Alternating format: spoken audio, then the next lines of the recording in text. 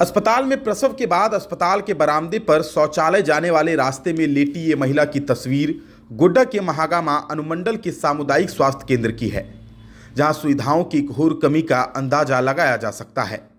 लेकिन अगर हम आपको बताएं कि 24 करोड़ की लागत से बगल में ही अस्पताल बनकर तैयार है, लेकिन उद्घाटन के इंतजार में धूल फांक रहा है, तो शायद आपको यह जानकर दुख भी होगा और साथ ही मन में आक्रोश भी।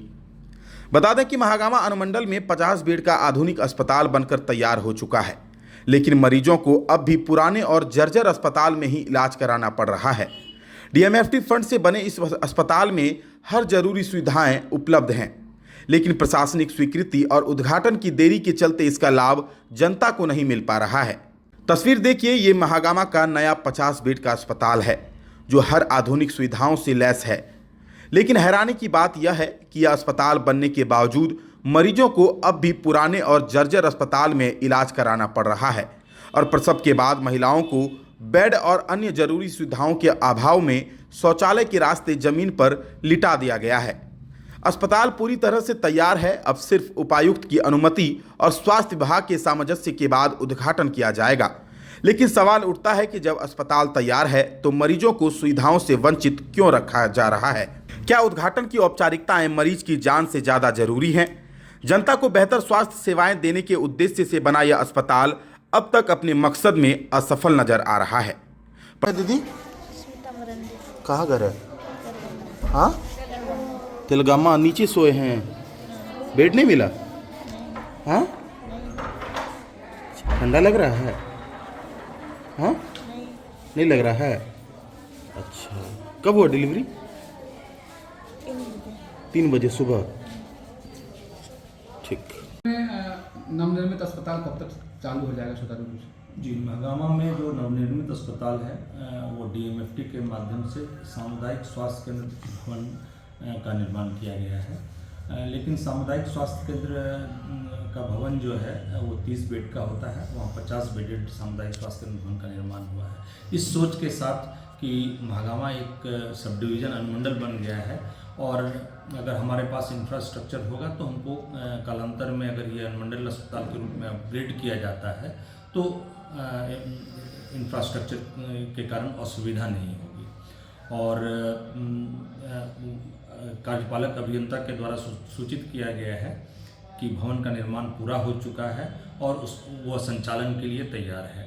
इसकी सूचना भी मुझे दे दी गई है और ऑफिशियली मैंने वहाँ के प्रभारी को भी कह दिया है कि शिफ्टिंग आदि के लिए जो है वो व्यवस्था करें।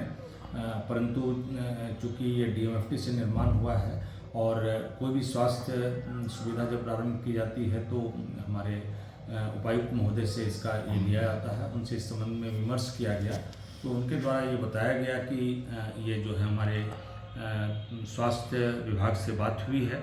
ये हमारे स्थानीय विधायक और मंत्री माननीय दीपिका सिंह पांडे, स्वास्थ्य विभाग के विभागीय मंत्री डॉक्टर इरफान अंसारी और सीएमओ के साथ समन्वय के पश्चात उपायुक्त की अनुमति के बाद जो है इसको प्रारंभ किया जाएगा। तो फिलहाल देखा जा रहा है कि सर दिक्कतें हो रही हैं मरीजों को। जी, इसलिए हाँ, जो मरीज को कभी कभी दिक्कत हो जाती है, लेबर केसेस वहाँ ज़्यादा है, अनुमंडलीय अस्पताल होने के कारण फुटफॉल्स ज़्यादा है।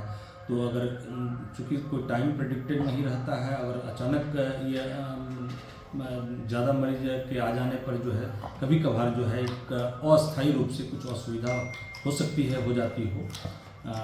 तो उन चीज़ों को ध्यान में रख के हम लोग इसको चाहेंगे कि जल्द से जल्द उसमें हम लोग शिफ्ट करें और उस नए भवन का शुभारंभ कर दिया जाए। आपको भी आपके बच्चों के भविष्य की चिंता सता रही है? क्या आपका भी सपना है कि आपके बच्चे फर्राटेदार अंग्रेजी बोले? तो आपको अब किसी अपने बच्चों को शहर से दूर किसी स्कूल में भेजने की आवश्यकता नहीं है। गोड्डा के मोहनपुर स्थित संत माइकल एंग्लो इंडियन स्कूल में एडमिशन शुरू हो चुका है, जहां आपके बच्चों को पढ़ाई के साथ साथ खेलकूद, संगीत और अन्य सभी मोरल एक्टिविटीज सिखाए जाते हैं।